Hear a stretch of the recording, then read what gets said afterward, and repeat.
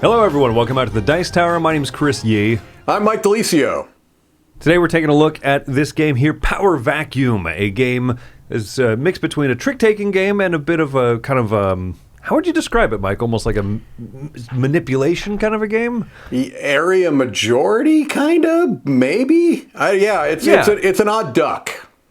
It really is. Thematically here, Comrade Vacuum has died, leaving a gaping hole for Toaster and Telephone and these other appliances to try to come up and take his spot as supreme ruler over the appliance world. It's a very tongue-in-cheek theme here. I'm going to show you how this game plays, and then we'll go ahead and give you our thoughts. In Power Vacuum, there's going to be a central control board over here, which is going to control the majority of these 5 different factions, vying to be the new supreme leader. Each player is going to take one of these roles over here. A thing to keep in mind is just because your role has a certain color on it, you actually don't have any specific association with those matching colors. Everyone just has their own little board, and is going to be dealt an agenda card that we'll discuss here shortly. The point of the game is to collect 40 power. The person who has the most power at the end of a round that anyone has crossed the 40 threshold is going to mark the end of the game. The most power will be the winner. You collect these power for 1, you can trade them in for 5s, and once you have 10, you can trade them in for one of these statue pieces. These don't have any game significance, they just remind you this is 10 points, 20, 30, and then 40. Once you've collected the statue, that'll trigger the end of the game. These, as I said, no other purpose. Each player is going to be dealt one of these agenda cards, which is going to direct you where you want to try to manipulate certain factions out here to have the most and the least power, or you can flip it the other way around so that you're voting that this faction will have the most and this one will have the least power. But players don't have to reveal them until as part of the card play phase of the game. So you can reveal before you play a card. Next up, what you'll do is, in clockwise fashion, you'll do trick-taking, which consists of a lead player playing out a card of a specific suit, in this case, the 8 of the yellow money suit. This player will follow by playing a yellow. If you have the same matching color, you must play it. So in this case, these players have all played out. The winning number of the trick is going to, the highest of the lead suit is going to be the winning number. This player can either keep a card for the next round, or they may choose to take 1 power, getting closer to the point, the winning of the game. Whoever played the lowest numbered card, whether of the matching suit or not, is going to then be able to operate the control board. They will move electricity from one side to the other, and then they will move the plugs. So next trick, next card play, these 2 factions are going to have a shift of power between them. So as yellow won the trick, they will get to lead the next one. So let's say that they go ahead and they play this one here, the white 6. Well, this player over here is out of white cards, so they may play in the red suit, which is the trump suit. The red will win, even if it is of a lower number than the other cards played. So this one person over here plays a 7, which is the highest number of the starting suit. However, the red trump suit always wins. And in fact, even a red 1 would beat any of these because that's the special power of the red suit. If this player, however, did not have any of the white suit, they could play one of those spies, and they could play this one out here, and the spy's special ability is that it will beat the trump suit if the trump suit is out. So browns can beat reds if they're there. Reds will beat all the other suits. So now we evaluate the trick. This player over here won, so they can collect one of the cards from the trick, or collect a power. Then whoever played the lowest numbered card, the 1 over here, they get to do a manipulation of the board. So they're going to send this over here, and then they get to move the plug. So that's the whole idea of the game. You play those out. Now let's go back to revealing an agenda. Before you play a card on your turn, you may choose to reveal your agenda. So maybe this player at the start of the round said, before I even play a single card out, while I have 8 cards in hand, whoop, I'm casting my vote. I want red to have the most power, and I want teal to have the least power, and ties are acceptable. Over the course of a few plays, the white player over here, when they have 6 cards left in hand, are going to reveal their agenda and show this. And then at some point, let's say that the brown player here never chooses to reveal it until the very end of the hand. They're going to put it down into this slot. What do the slots matter? Well, the slots show not only how many cards you had in hand when you chose to reveal your agenda, but also how many points you will get for having each correct guess.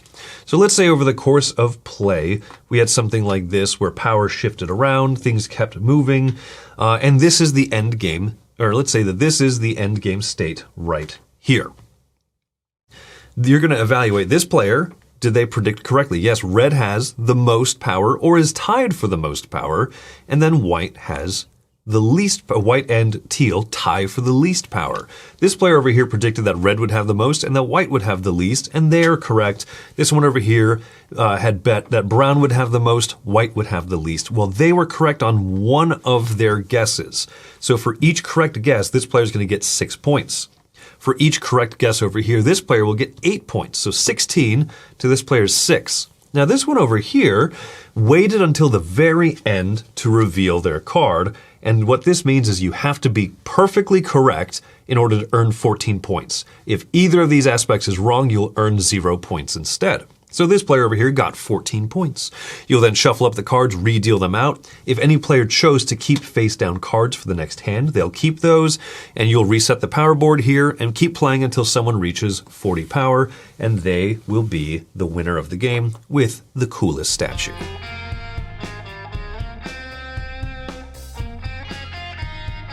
So we mentioned at the beginning here, this has a very humorous theme, has a really, I think, great look to it. I like the production, I like the pieces, the art, and even just those little thematic tie-ins, so to speak. Keen Bean Studio, Mike previously did the, what was it, a B movie or the roll camera, right? Roll camera, the cooperative game. I think B movie was the expansion, right? That's the only other game by this publisher I've played. And I think that both times they just have great, very charming presentation, and I love the theme on both of these. Honestly, this one as a trick taking game, it's a very interesting one, right? It has the layers of it has a trump suit, but it also has then the spy or the assassin super trump, so to speak, and then it has like the power manipulation part. Where do you want to tackle this first, Mike?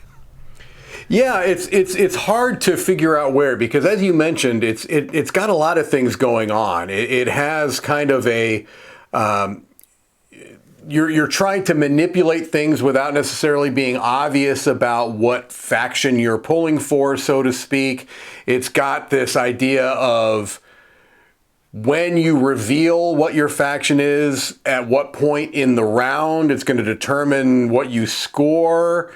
So it's not a very standard trick-taking game. I think that's fair to say. This is not a great comparison by any means, but like if you think about a game like Arcs, where is it or isn't it a trick-taking game? It uses the tropes of trick-taking as an action selection thing in Arcs, and I think trick-taking is a bigger part of Power Vacuum, but it also is servicing something else.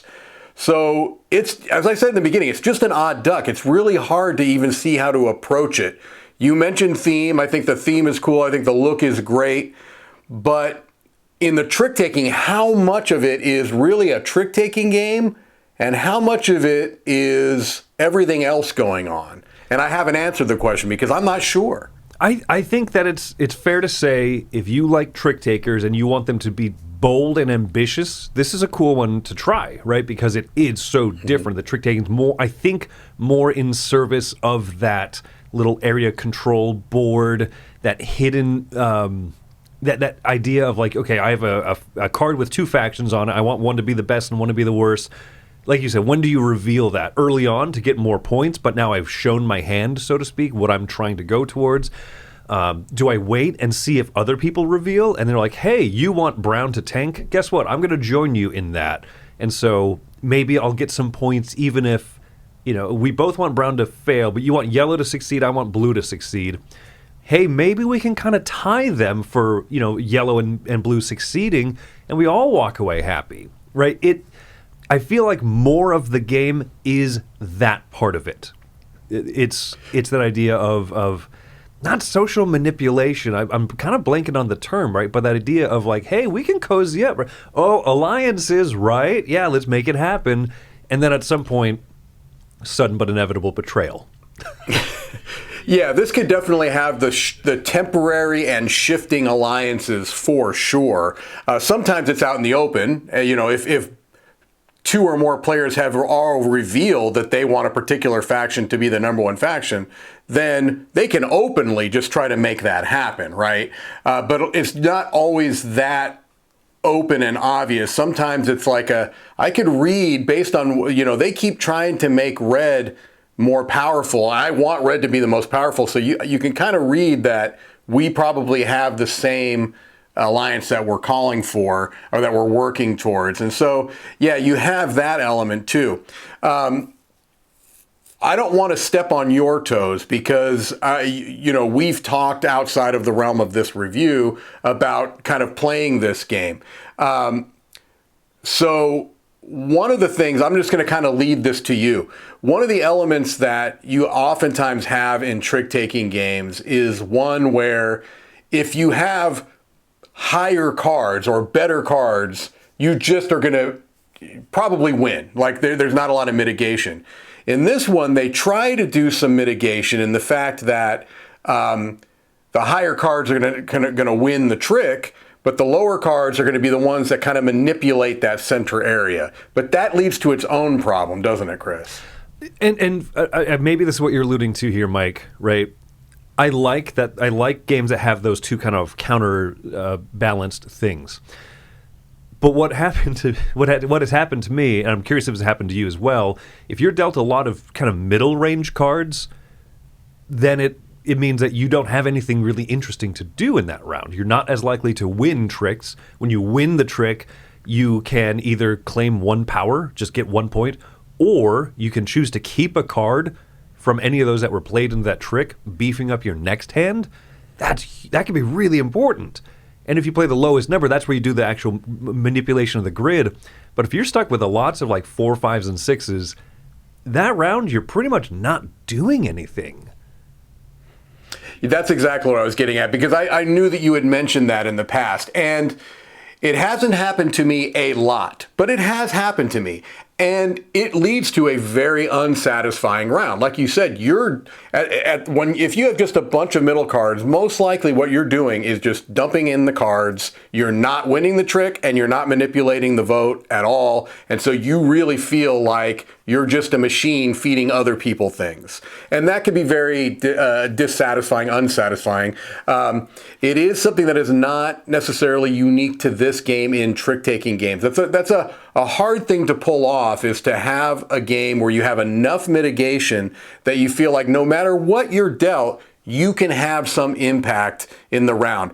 This does not really solve that issue. I don't know that I don't know how much of an issue it is, but it happens enough that it is something I think is worth pointing out. Yeah, and that's kind of where I am with it. And I think if you think of Power Vacuum as primarily a trick-taking game with kind of a cool little side game, I think that's going to bother you a lot. When you think of it as kind of this social, temporary alliance game and whatnot, right? I think then the trick-taking being a smaller part of being in service of that, you say, oh, that was a bum round, but I'll come around on the next one kind of a thing, right? Or I'm going to hold off on my vote until I see kind of where things are going. Then I'll reveal to get some points, maybe lower. I'll still make something work this round just based on reading the other players. I'm not going to do a ton of manipulation on it, but I got to read what they're doing. I think that's kind of the big switch that was flipped for me in realizing, for me, right, and maybe the way to say it is this is less of a trick-taking game. This is more of a game where that card play drives the game, so to speak.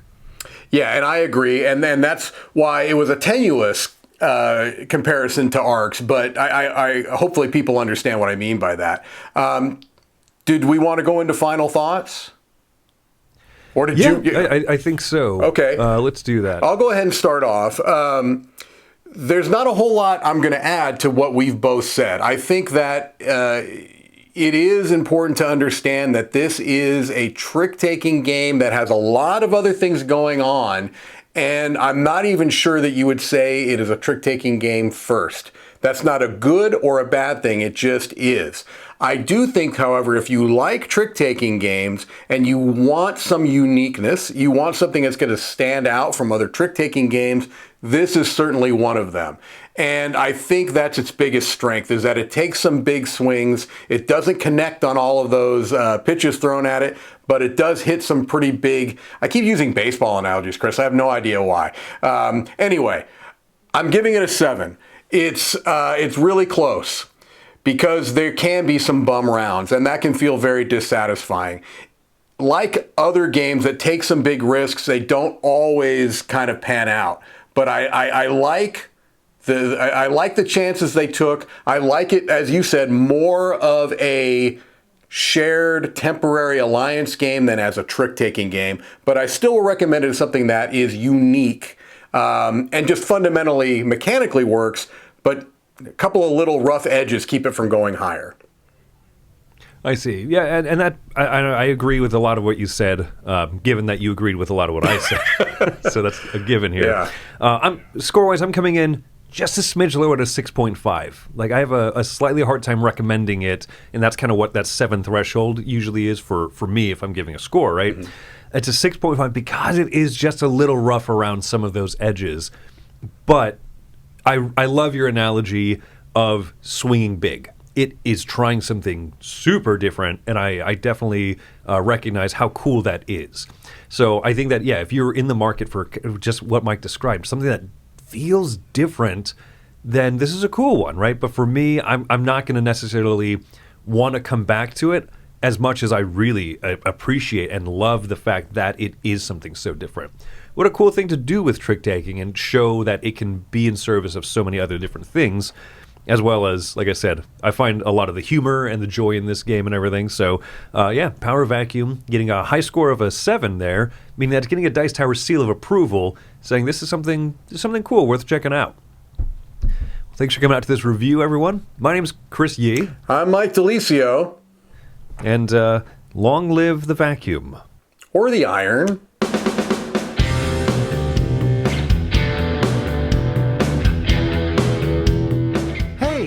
Thanks for watching another video here on the Dice Tower.